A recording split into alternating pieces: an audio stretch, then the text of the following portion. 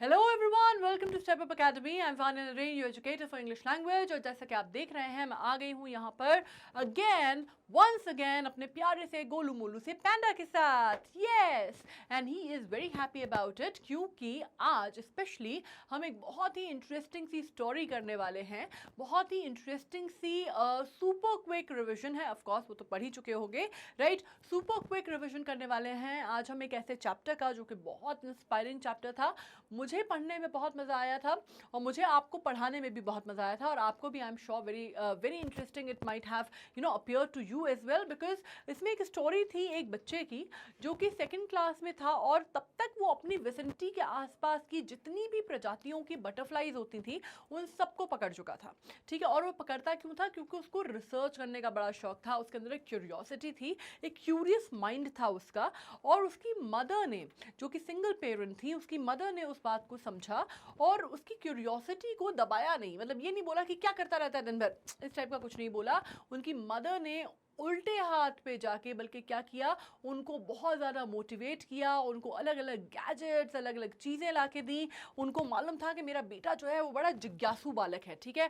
और उन्होंने उसकी जिज्ञासा को कम नहीं होने दिया, ठीक है। इनफैक्ट उन्होंने क्या किया, उसको जो भी चीज़ें चाहिए होती थी, किताबें चाहिए होती थी, या उसको जिस भी चीज़ का शौक था, उसको कई बार एक्सकर्शन पे वो ले जाया करती थी, या उसको नई नई गैजेट जो भी माइक्रोस्कोप ला के दे रही हैं, कभी उसको कई कैमरा दे के दे रही हैं। तो वो करती थी कि उसकी क्यूरियोसिटी को उन्होंने हमेशा पुश किया और उसको हमेशा एनकरेज किया। और किस तरह से उस बच्चे की अपनी क्यूरियोसिटी, उसका अपना जीनियस, उसका अपना इंटेलेक्ट, उसकी अपनी ये जो इनक्लिंग थी चीज़ों को समझने की वो, और किस तरह से उसकी मदर के मोटिवेशन ने उस बच्चे को उसका जो जो साइंटिफिक टेम्पर था उसको डेवलप किया।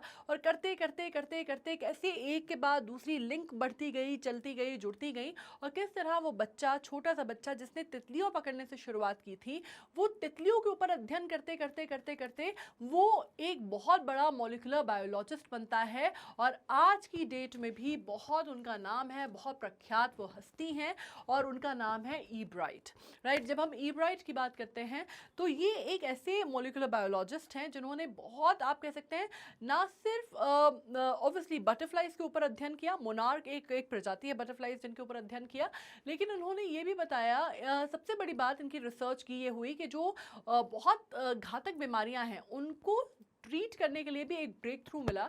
वो जैसे पता चला, वो जब उन्होंने स्टडी किया डीएनए के ऊपर, और वो स्टडी करते करते डीएनए पे आए और बात हुई कि किस तरह से सेल्स जो हैं वो डीएनए का ब्लूप्रिंट जो है वो बना लेते हैं, राइट। वहाँ से अगर आप बात करते हैं तो एक अलग डायरेक्शन उनकी स्टडी ने लिया, और जिसने एक अलग डायरेक्शन दिया मेडिकल साइंस की स्टडी को, जेनेटिक्स के विभाग में, right. So that is the story that we about to hear. ओ हो, ये क्या हो गया। ऑलराइट, अब हम बात कर रहे हैं क्लास 10th इंग्लिश की। आपका जो चैप्टर है, चैप्टर नंबर 6, उसमें the making of a scientist की, ठीक है। बैकग्राउंड में बताई चुकी हूँ। सुपर क्विक रिवीजन का मतलब क्या, कि हम चैप्टर पूरा एनालिसिस कर चुके हैं, पूरा बहुत अच्छे से बढ़िया से हम उसको पढ़ चुके हैं। We have done that, alright. लेकिन अब हम क्या करने वाले हैं, अब हम बेसिकली ये करने वाले हैं कि अभी के हालात में, अभी की सिचुएशन में, क्योंकि एग्जाम सर पे है, हमारे पास पूरा पढ़ने का टाइम नहीं होता, ठीक है। तो हम इतना पढ़ लें कि हमें वो चैप्टर समझ में आ जाए, ऑथर के बारे में थोड़ा बहुत जानकारी हमें मिल जाए, और बाकी हम समरी समझ लें, ठीक है। बायोग्राफी है, मतलब बायोग्राफी के एक्सर्प्ट से लिया गया है उसमें से, तो थोड़ा सा ज़्यादा इंपॉर्टेंट हो जाता है, क्योंकि फिक्शनल नहीं है, एक आदमी की लाइफ के बारे में है, तो डिटेल इधर की उधर नहीं जा सकती है ना, और अपनी तरफ से मन से कोई टाप नहीं सकते अपन, राइट। ये बहुत इंपॉर्टेंट है। दूसरी चीज़ सॉरी, ये बता दूं मैं आपको कि अभी सीबीएसई का जो एग्जामिनेशन हुआ है 2023 का, और आपके अगर प्रीवियस ईयर्स पेपर देखेंगे तो उसमें भी इसमें से क्वेश्चन पूछा गया है, ठीक है। तो ये अपने आप में इंपॉर्टेंट चैप्टर है, तो हमें थोड़ा सा ध्यान से पढ़ना है। ऑलराइट, नाउ अब मैं आपको बता दूं ये किसने लिखा है। इसको लिखने वाले जो व्यक्ति हैं उनका नाम है रॉबर्ट पीटरसन। ये एक अमेरिकन न्यूज़पेपर में राइटर थे, ठीक है। फ्रीलांस जर्नलिस्ट के तौर पे काम करते थे, बाद में इन्होंने फ्रीलांस ऑथर के तौर पे मैगजीन में आर्टिकल्स व बुक्स भी लिखी हैं। alright, especially on the topic of sports and scouting. He was a writer and editor with the old New York work, Telegram newspaper, which folded in 1966. इनकी death जो है वो 11 फरवरी 2006 को पेनिसिल्वेनिया, जो कि यूनाइटेड स्टेट्स में एक स्टेट है, वहाँ पे हुई।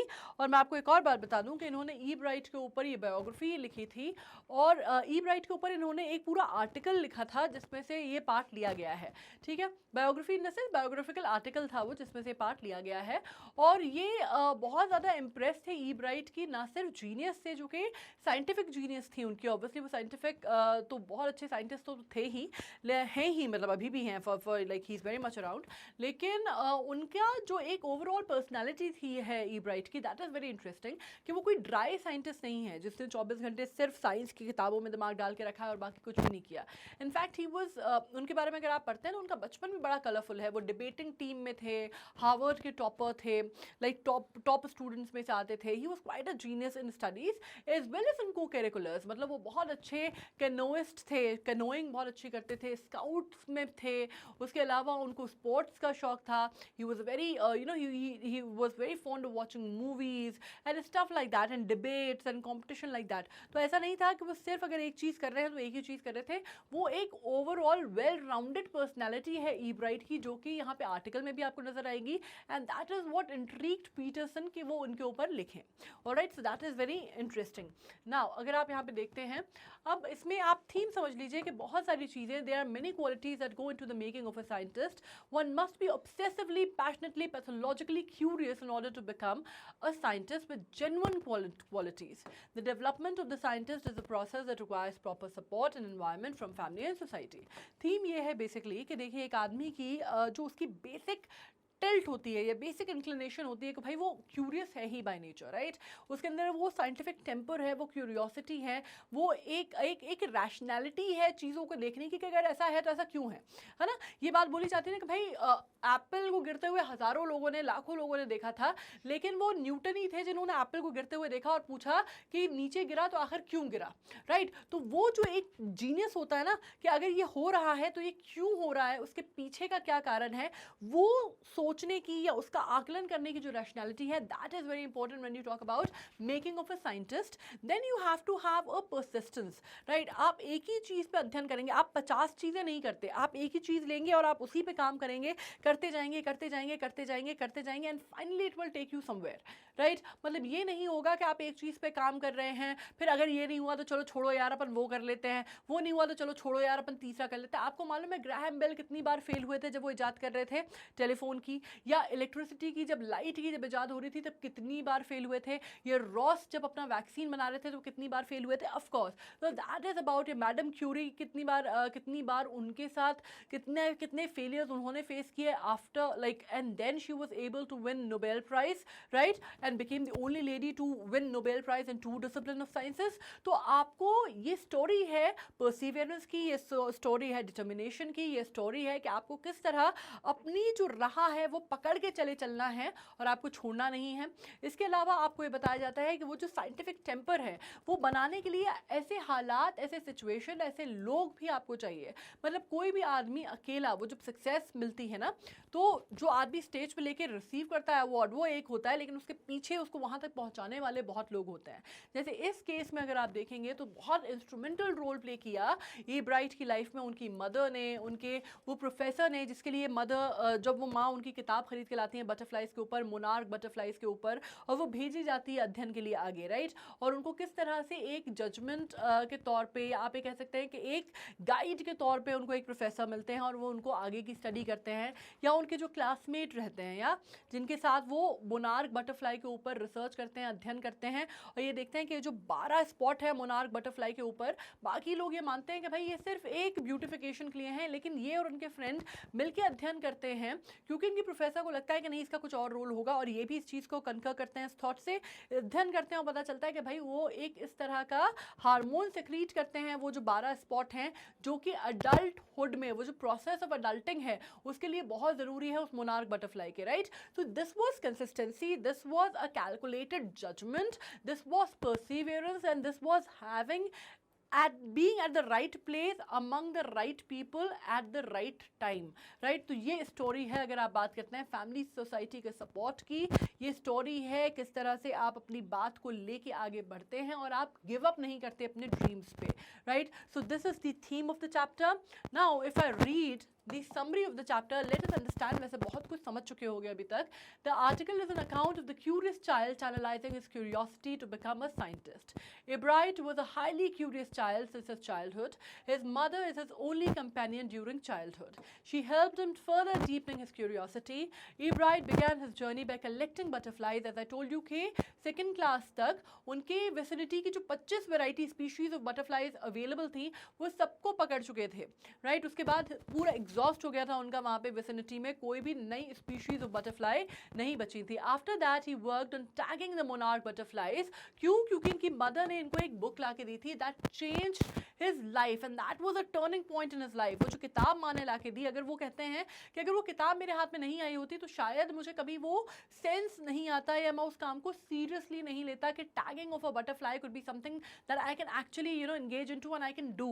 तो वो एक टर्निंग पॉइंट था वो जब उनकी माँ उनको किताब ला के देती हैं, so that the scientist community could be benefited.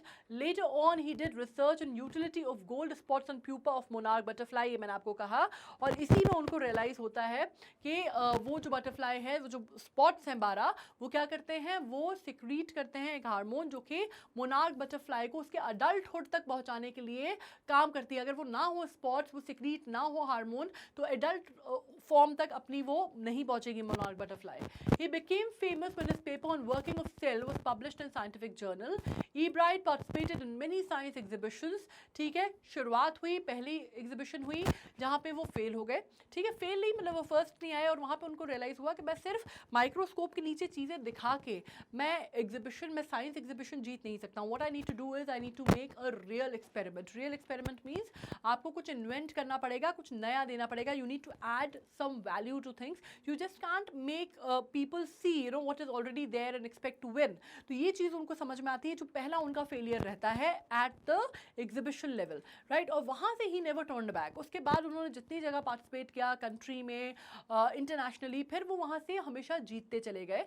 और हार्वर्ड जब वो पहुँचे वहाँ पे he was among the top students. तो उनको सोफिस्टिकेटेड लाइब्रेरीज मिली जहाँ पे जाके वो और अध्ययन कर सकते थे. Means he got the exposure, wider exposure that he needed and the company that he needed. उनको ऐसा फ्रेंड मिला, ऐसा कंपेनियन मिला जिसके सेम इंटरेस्ट थे, जिसके साथ उन्होंने मिलकर काम किया, और वो अपना काम उनका बेहतर होता चला गया. Alright, now but winning an award for the sake of winning was never his goal. और वो बहुत कॉम्पिटिटिव थे. ये बात उनके टीचर्स ने उनके बारे में बोली, उनके फ्रेंड्स ने बोला, and he was competitive in a good sense, right. मतलब कॉम्पिटिटिव ऐसा नहीं था कट थ्रोट कि मेरा दोस्त कैसे आ गया और मुझे तो उसको हराना ही है by hook and by crook. ये वाला फंडा नहीं था. कॉम्पिटिटिव होना अच्छी बात होती है अगर वो पॉजिटिवली, अगर आप उसको चैनलाइज कर पा रहे हैं, राइट. अगर आप अपना बार हाई करने की कोशिश कर रहे हैं, किसी और को नीचे खींचने की जगह आप खुद ऊपर जा रहे हैं, and your competition is with your self कि यार मैंने पिछली बार ऐसे ही गलती की थी, इस बार मुझे वो गलती नहीं दोहरानी है, मुझे बेटर करना है. तो वो कॉम्पिटिशन उनके अंदर था. वो जीतना सिर्फ इसलिए नहीं चाहते थे कि उनका एक ईगो सेटिस्फाई हो जाए कि मैं जीत गया. वो जीतना इसलिए चाहते थे क्योंकि वो ये एक्चुअली वो आगे बढ़ना चाहते थे. He had this that fire in his belly that के मुझे बेटर करना है and I want to prove my mettle कि मैं जो करना चाह रहा हूँ वो सही हो रहा है और सही डायरेक्शन में हो रहा है. So that was his fire. अब उसमें ही participated in those exhibitions because he wanted to do a task as best as that could be done. मतलब कोई काम अपने उसके वो जितना बेहतर हो सकता है, जितना बेस्ट हो सकता है, वो उस काम को उतना बेहतर लेवल से करना चाहते थे. He wanted that satisfaction, right. So it is a very very motivating and very inspiring chapter जो आपको ये सिखाता है कि अगर आप कोई काम कर रहे हैं, चाहे आप कोई भी काम कर रहे हैं, you need to give your 100% and you need to make sure. आपको ये बताना पड़ेगा, सुनिश्चित करना पड़ेगा कि वो काम उससे बेहतर वे में नहीं हो सकता. ये आप अपना बेस्ट कर रहे हैं और अपना बेस्ट दे रहे हैं, and then of course you will win it out. Right. So this is the chapter and I am sure आपको पढ़ के मजा आया होगा, सुन के स्टोरी मजा आया होगा, और अगर इसको पूरा टाइम हो तो पूरा चैप्टर पढ़ोगे तो और ज़्यादा मजा आएगा, ठीक है। बट अभी हमने इतना पढ़ लिया है कि अगर कुछ आएगा पूछा जाएगा तो एकदम ब्लैंक आउट फिज आउट नहीं हो गया, राइट।